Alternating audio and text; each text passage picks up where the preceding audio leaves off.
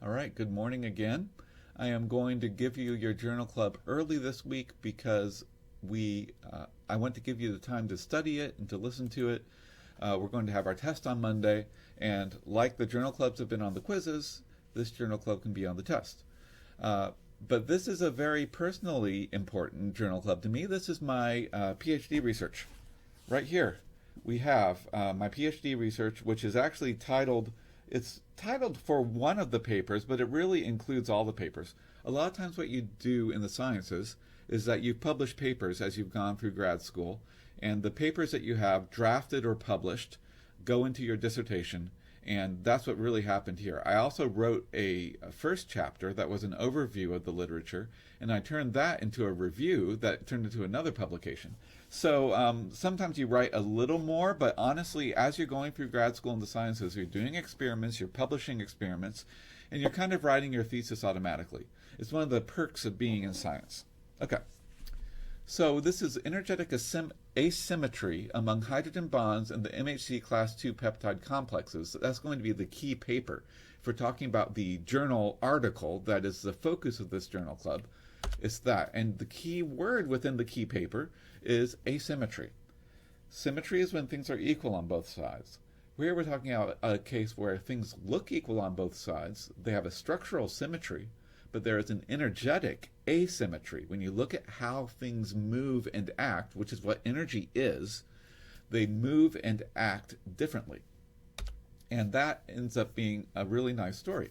Now, the other reason why this is meaningful to me is because my mentor through all this, the scientist who ran the lab that I did graduate student, the PhD scientist who ran the lab, got the grant, and honestly had the ideas that we started with. I basically took these ideas and I worked on them as a grad student, but really this was Craig's original idea that then we worked on. And Craig was actually a new faculty member. I thought he'd be with us for a lot longer, but it turns out that he actually passed away relatively early. He also got his PhD late, so but he did leave us too soon. I was in the first class of people that was working with Craig, and so I was one of his first graduate students, and he had a lot of graduate students, and I just want to say he was a great mentor. He had graduate students flocking to his laboratory, and he really gave them an environment where they could do lots of different things. And I'm really grateful for that, and this is in memory of him because of that. So what Craig and I did, and you'll look up and down, these are the central publications that we had from my grad school research. And so you can see that I was first author, so primary grad student responsibility. But you also have Craig at the end of the list as the last author. We also had a collaborator, Andrea Sant, who is on the East Coast, and Andrea provided us with the proteins that we used, and Andrea was our immunologist. So Craig was always a chemist who worked in immunology, and I became the same kind of thing. I guess you become like your mentor, right? So I want to show you the main publications that we have here. This does not include my thesis because these are the peer-reviewed publications that make up the thesis. And you also see that 1999 we had 2 publications come out. Then in 2001 we had, well actually this has my thesis on the bottom. You see it's the one with no citations there. 2001 we had the energetic asymmetry, our key article, come out. And then there's actually, I have to break up my Google Scholar profile and bring in a 2005 paper, which also is part of this story. I'll mention that at the end. And it's actually about, if you look at the title, that includes cooperativity, which is a title in my thesis. Why did it take so long for me to come out with that paper? Well, I'll describe a little bit when we get to it, but sometimes results are delayed because you have to check something. You have to go back and you have to make sure that something's right.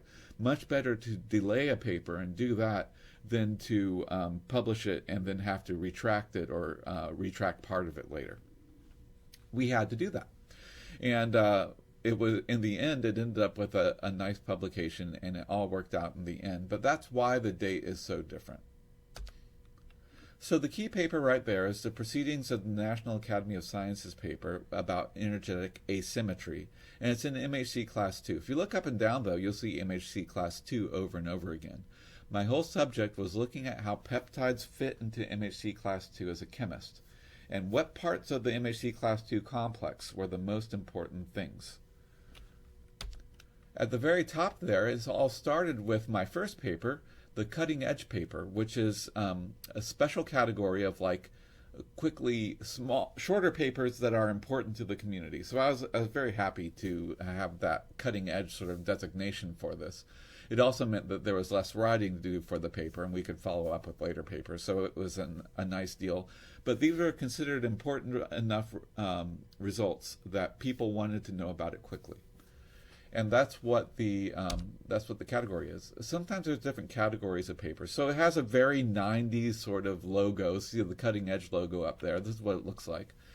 And what you see is it's about a single hydrogen bond. And that's going to be the other theme. There are different kinds of interactions that hold proteins together. We don't even really talk about many of those interactions except for the hydrogen bonds. A very specific kind of interaction, you're going to see those in the structure that we have. Which hydrogen bonds are the most important and which ones are less important? Well, that's what my whole thesis was about. So what we did is we changed one hydrogen bond and we saw a big effect on how the MHC and peptide hold together. Basically, what we would always do, by the way, is we would always make the MHC and we'd load it up with peptide. And because what matters on the cell surface is how quickly it falls off, we didn't look at how the peptide went onto the MHC. We just looked at how it fell off. So we're always starting with 100% peptide MHC complex, and then we're watching to see how quickly does the peptide fall off the MHC. I can give you a lot more biochemistry details, but the important thing is for immunology is what I just mentioned right there. And so you can see that we have an MHC class 2 protein. It's actually a mouse MHC class 2 protein because that's a lot of what Andrea worked with. And we had a lot of more information about how those worked in mice. She had mutants that worked in mice. So we had biological detail of exactly how these mutants worked biologically. That's very valuable. So I was working with the mouse protein, and we were looking at one position, position 81 in the beta chain. You're going to see that number again, position 81, so remember it. And they're saying that we see a big effect, and it's actually as big of an effect as the effect that we see when an entire protein comes along and does its job to dissociate the peptide from the protein. So we have we're watching them fall apart in the lab. In life, there's a protein that makes them fall apart. And when we see them fall apart in the lab, this one little hydrogen bond, it appears to fall apart as fast as the whole protein coming in and making it fall apart. That is the key concept right there. And that is why we have biological relevance for this. But I'm really not working with cells. I'm just working with this one hydrogen bond for right now.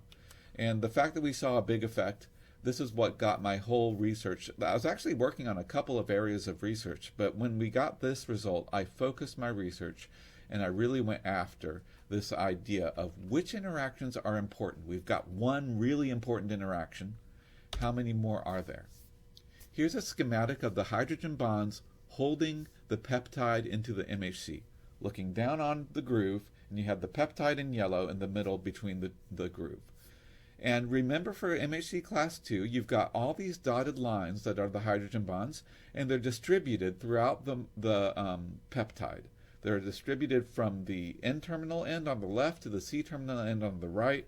More on that later, but they're basically evenly distributed from left to right. They're not concentrated at the ends like they are for class 1. So you've got, I don't know, a dozen hydrogen bonds here, and they all look good to us. We can't really tell which ones are strong hydrogen bonds by looking at them. We have to test it. And so what we did is we went into position 81. If you know your biochemistry, that's a histidine. If you don't, it doesn't matter. What matters is that we made it shorter. We didn't even completely remove it. We just made it a little shorter, which should not change anything much except for making the hydrogen bond pretty much impossible to make. So my concern at first was that it was too small of a change to see anything. That's why we were happy to see that it had a big change. Now, we knew we were going after this particular change because Andrea had data that it made a big biological difference. So we did start from something here. We weren't just going off and having a hypothesis in the dark. But it was nice to see a clear result so early. So the red pentagon in the left is position 81. And what we did is we mutated that. Actually, we mutated to an asparagine if you know what those different things are. Okay. So the question is, you don't want to just use one peptide. You want to see how many different peptides work. You can synthesize peptides with a peptide synthesizer in the lab, and I actually used one to make pretty much any different peptide I would want to make. And so I made these 5 peptides. They're really 4 peptides, and one of them has a mutation where we change a P residue to an A residue. These are all just strings of amino acids. Different letter means different amino acid. And so you can just look at those as strings. These are the yellow strings that fit into the groove on the MHC. Again, this is what you need to know. You don't need to know exactly what the letters are. You just need to know what proteins are and what peptides are. Peptides are short proteins. And what amino acids are, they're the building blocks of peptides and proteins. Okay. So you can look up and down. You can see that these 4 peptides, at least, have very different residues on them. And you can see that the top 2 are actually only different by 1 letter. There's 1 P on the top that we mutated to an A. And that was because we had biological data suggesting that this mutation is important, changes something biologically. So I made these 5 peptides. I tested how quickly they fell off of the wild type, which means the unmutated MHC with the histidine there at position 81. And then we tested it on the one where the histidine was mutated away. That's the H-, 81 beta H- is how it's shown in this paper. Now, the thing that you'll remember is there are some residues that have the side chains that stick down. You have the main chain of the protein, and the biology 101 is that proteins have a main chain with little side chains sticking out. And so the main chain has a little side chain sticking out, and it's going to have up and down. Some are going to stick up, some are going to stick down. And we know which ones are sticking down if we have a structure of the peptide bound to the protein. We only had that for 2 of the peptides. We had it for the CLIP peptide, and we had it for the HA peptide, which was an influenza peptide, which is, obviously important to the immune response. The middle 2, we weren't sure where the residues would bind. And there's a reason why we aren't sure. If you look at the anchor residues, which I've circled here, there are 6 anchors, P1, P4, P6, and P9. And so if you count from 1 over, you can see that the methionine, the M, in residue 1, it goes with a at position 4. If M is position 1, you count 4 over, and its position 4 is an A. Position 6 is a P. Position 9 is another M. And so CLIP is that way. You look at HA, and they're all different with the exception of position 6 is an A, which goes with the mutated CLIP. So the letters are all different. That shows you, and you can't find the same pattern. You can't be sure which residues are the anchor residues for the cis-C or the E-alpha peptides. You look back and forth, and we aren't sure. So we don't say that we're sure either, because we don't have a structure telling us for sure how these bind. We just have biological data knowing that they bind. And in fact, there's even some cases where it binds 2 or 3 different ways. That's one of my other papers. Okay, but the CLIP peptide is special. You notice that it is actually it's a mouse protein. It's not a pathogen protein. And the reason is it's sort of, how you get something from the factory and it sort of has this little insert in it that you have to take out before you use the thing. I'm thinking of like CD players, if you remember that ancient technology. It would come with sort of a cardboard CD just to hold it together, and then you take out the cardboard CD and put in your actual CD. Maybe there's a better analogy that you have these days, but I'm stuck in the past. What can I say? Basically, you have just sort of a placeholder, and there is a peptide that is a placeholder when MHC class 2 are made. When they're made and they go to the ER, that's where all proteins are made.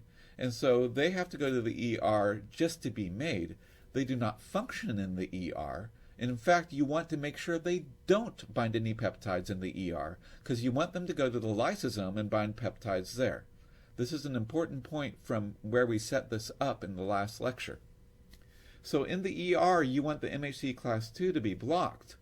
And so the mouse makes a special protein that sits in the peptide groove, binds the MHC, and then goes to the lysosome.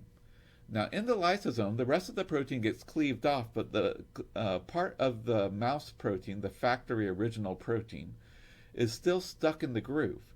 And so it has to be gotten rid of, just like I had to get rid of a little cardboard insert before I could put in my actual CD to the CD player.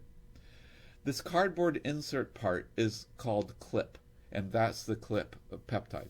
This is a peptide that you want to get rid of. It should be weak binding, and it should be very easy to sort of get it out, because you want it to just fall out. You want the factory insert to be easy to remove. You don't want it blocking what the actual immunogenic peptides are going to do. And so it turns out that usually CLIP does fall off on its own. We saw that it was weak binding. But just to help it along, the cell has a molecule called HLA-DM. And this is something that was mentioned before and will be mentioned again. This is another protein that helps the HLA-DR and the HLA-DP-DQ get ready to receive peptide. It helps the CLIP peptide dissociate fully. It makes sure that the MHC2s are empty of peptide so that other peptides can bind into it in the lysosome. And so that's what's shown down here. This is our schematic that from the review that I wrote about this. And by the way, if you're looking for more information at a general level, it's usually good to go looking for a review, because I wrote this review trying to explain these parts of it. And I made this figure. This is early 2000s graphics. Okay, so give me a little bit of a break. It's not the greatest, but it is what it is.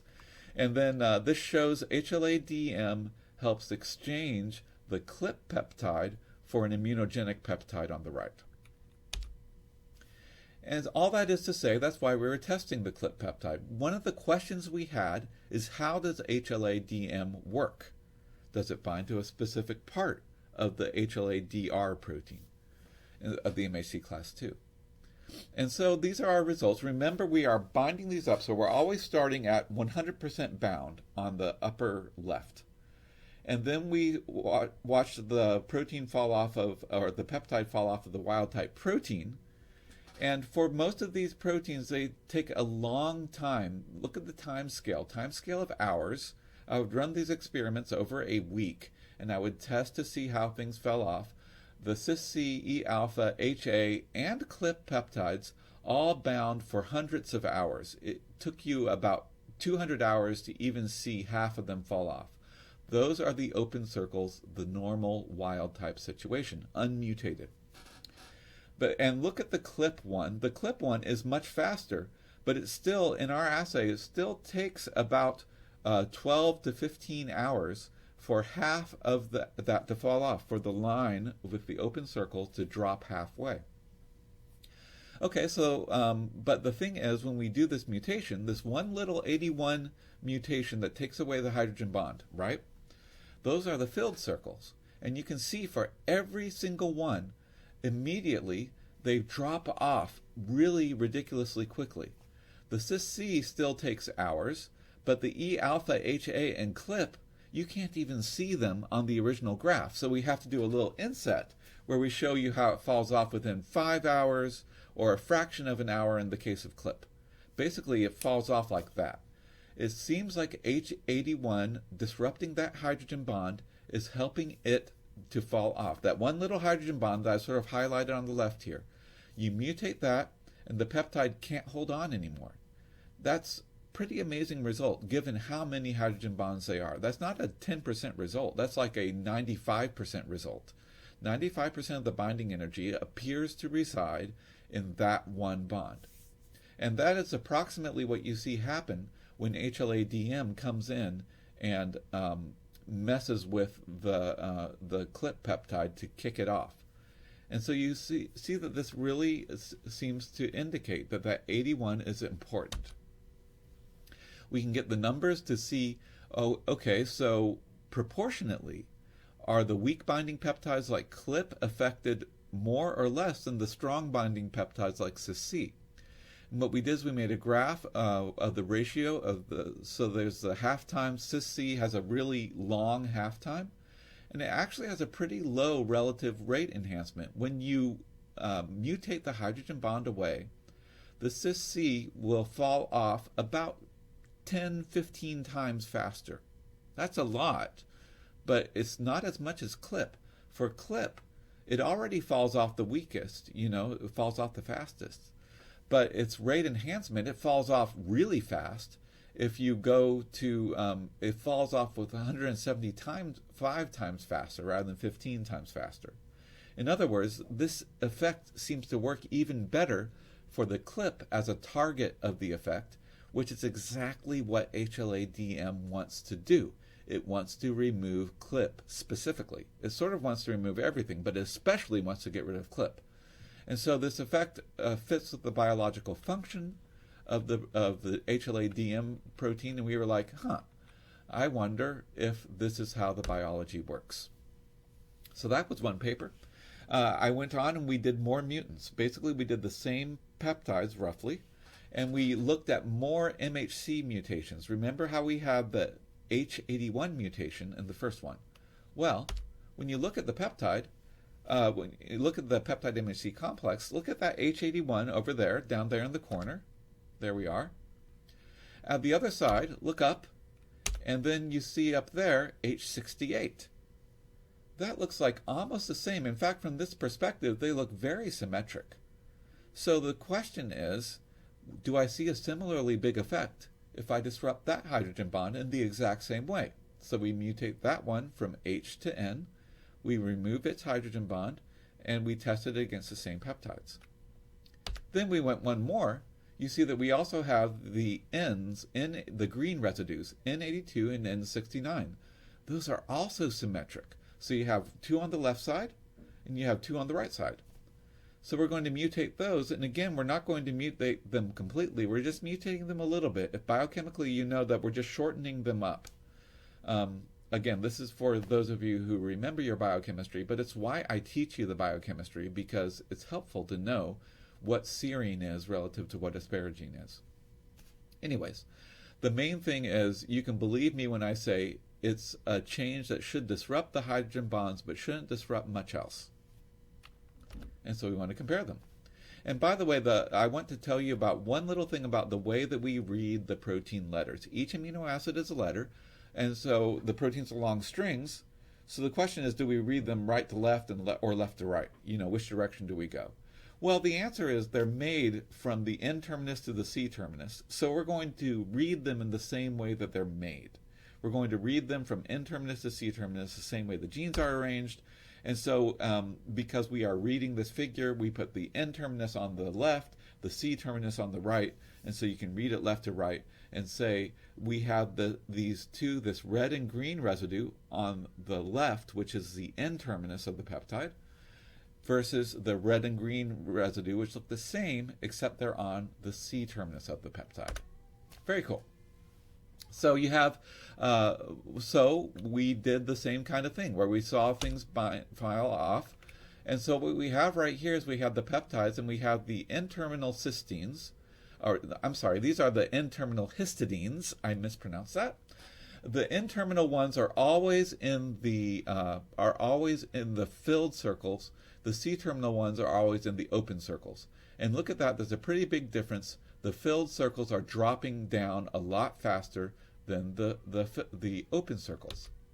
Well, let's look at the asparagine ones. Let's compare the green asparagine mutation to the N-terminus to C. And again, the filled circles, N-terminus, drop off right away. The C-terminus has a bit of an effect, but actually it's not nearly as much of an effect as the N-terminus does. Okay, that's the cis-C peptide. Let's go to the E-alpha peptide. N-terminus drops down, C-terminus stays up for both the red and green. HA. Again, because this is a more stable peptide, you can see more of the effect in the C-terminus, but the N-terminus is definitely affected more. And our friend Clip, we couldn't even measure the N-terminus mutation for one of these because it fell off so fast. So basically it fell off before I could even get it through the instrument. That's really fast, and that's okay. That actually still fits with everything we said. It even makes our point a little better. So you can see that the filled points are always dropping down. The N-terminal mutations always have a bigger effect than the C-terminal ones. We also did, one of the questions that the reviewers could have is, are we sure that the peptides are still binding with the same P1 through P9 orientation? The anchor residues, are they still the same, or could it have slid over a little? So what we did is we mutated that P1 anchor, and we saw the same relative effect on binding. That confirmed that the mutants didn't bind backwards, or that confirmed that the P1 anchor was still the anchor. This actually gave me an idea, though. If the P1 anchor, we're looking at how the P1 anchor affects the hydrogen bonds, and we see no effect. And I was wondering, oh, that's interesting. I wonder if we do a bunch of mutations to see if this is systematic, or if this is just a fluke. Maybe we just got lucky with this case. And so that was my next study. So the conclusion of this study, the main point of our journal club, is that even though the structure looks the same, the structure is symmetric, but the energy is asymmetric. The energy is what's holding the peptide through the bond into the MHC class II. And so these structures look the same, but when we mutate them, the effects of the structures, the effects on dissociation, are much greater at the N-terminus than they are at the C-terminus. In other words, those bonds are more important. Even though they all look the same, the N-terminus is where the bonds matter more. What does HLA-DM want to do? It wants to mess up the bonds. And so if I was HLA-DM, I would not attack the C-terminus. I would not break the bonds there. I would break the bonds at the N-terminus, because those are the ones that are really holding it into the protein. And so I took my idea, I did the anchor mutations, and I did the third paper that we're going to talk about. I'm not going to talk about this one in too much detail, but it's kind of cool chemistry. It's kind of a fun theoretical idea.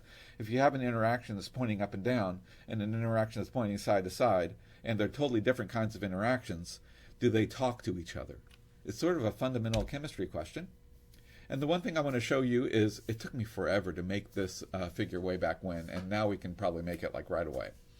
But these are the different anchors for the different anchor pockets are shown here. Pocket 1 is red, pocket 4 is yellow.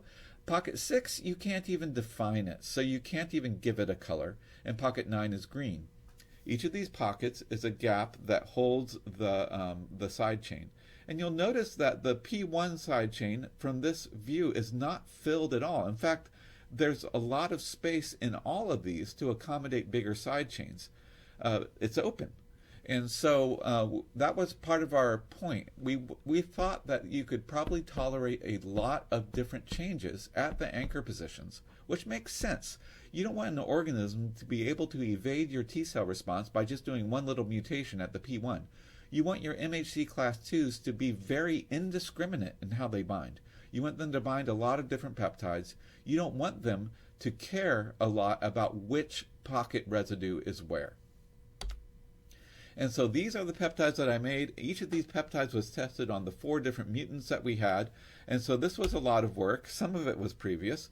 But here are the P1 mutations that I made. And I could only make mutations in the peptides where we had a structure.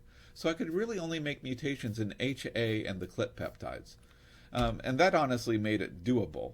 So we did these mutations in P1, we did these mutations in P4, we did these mutations in P9, and we also did mutations in P6, although even there's a question of does that even count as a pocket. And we did them in the 2 different peptides, and then we did a lot of data processing. The one thing for biochemists, I want you to look at the bigger green box on the top. And those are the P9 mutations that we made in the HA peptide. And look at the amino acids that we used. We actually used a bunch of amino acids there at P9, and we even used some ones that are not one of the regular 20 amino acids. They don't have single letters. I didn't even remember the names of them. I don't make you memorize them. The one on the bottom is homoserine, which is a long version of serine. So they're weird. We could do that because we were not making those peptides in cells. We were making them synthetically with organic chemistry on an instrument, like a DNA synthesizer. But this one was a peptide synthesizer. Okay. So the main thing is that we did all those mutants, and we found out that it doesn't matter. They all hold to the same pattern that we saw before. You can mutate P1 all you want. It won't affect how much the hydrogen bond changes things. And the hydrogen bonds at the other end. You can do mutations that are far away, mutations that are close. No matter how close they are, the mutations side to side don't affect the strength of the mutations up and down. In other words, they're independent. And they add up rather than multiply. And the way we show they add up is we show that they form a straight line, and you'll notice that the filled circles here are the ones that are close. The ones that are close, it doesn't matter if you do both mutations at once or if you do the mutations singly and then add their effects together. That means that they are energetically independent. And it makes sense with how MHC molecules are supposed to work. They're supposed to bind peptides, and they just want to bind the constant region of the peptide as the main chain. And so they're going to bind that independently of the varying region of the peptide, which is side chains. That's kind of a biochemical point, not really an immunological one, but it's pretty cool.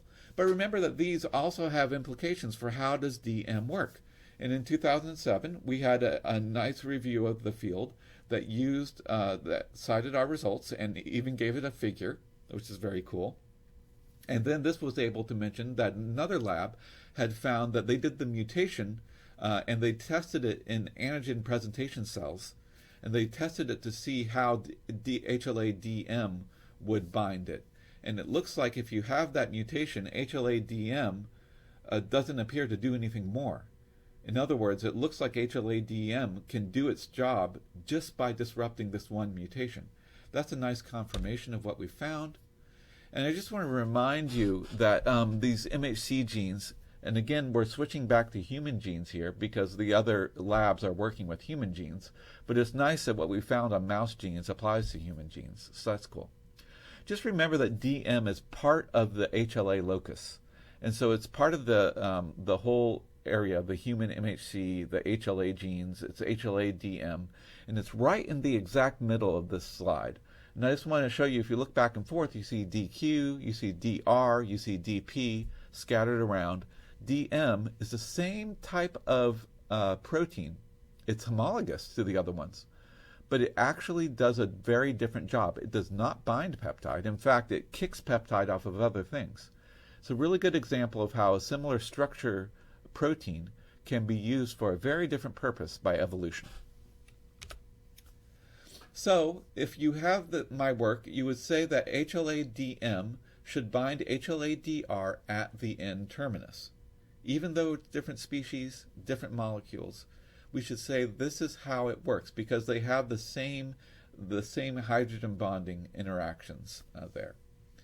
And they finally got a crystal structure. This really confirmed it because you got a crystal structure of DM binding DR.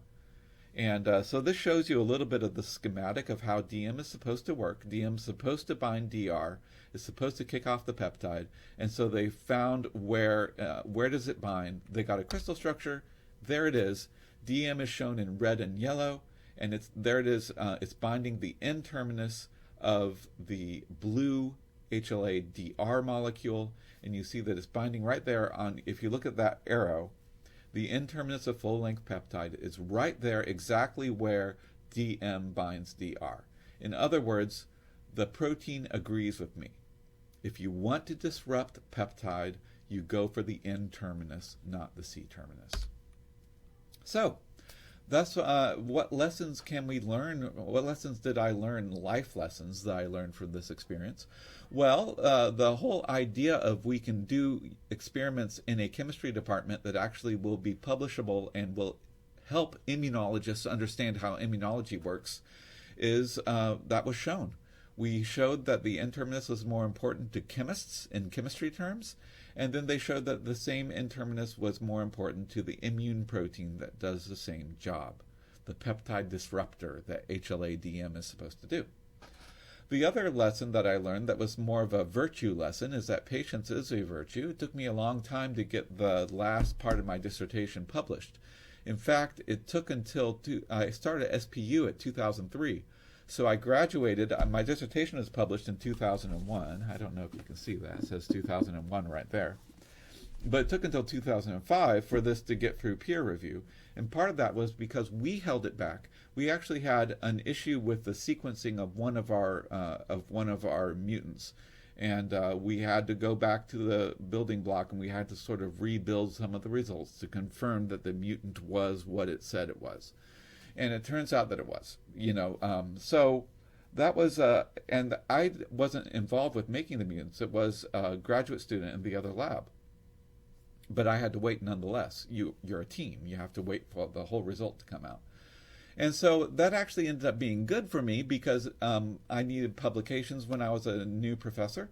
And it helped me to have a good solid publication coming out. So the fact that it was delayed actually meant that it helped me more to establish my research program here at SPU. I started SPU in 2003, by the way. So this was actually 2 years after I started teaching, back when I got my grad school research published. And overall, I think the overall philosophy is that if you look at immunology like a chemist, it can help you see new things. It can help you see that one histidine 81 is really important. And it can help you see, if you look at symmetric comparisons, is one of the ways that chemists like to work. We found one, we tested it, and it showed us something real. So symmetry in general is a powerful tool for understanding the immune system. And that turns out, I didn't know it at the time, that turns out to be something that I used. The chemist concept of symmetry was also used in my postdoc research with natural killer cell receptors. So, but that's another topic for another day. I will do another journal club, you can guarantee it, coming up for the next unit where I'm going to talk about that information. All right, but that is what our entire thing is about. So that's my graduate research in 30 minutes. I'll talk about this on the test the same way we talked about it on the quizzes. Definitely let me know questions by email over this weekend. I'll be looking for those, and I'll try to give you help before 4 p.m. on Monday.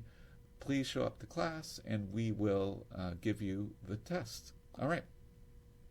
So I will see you then.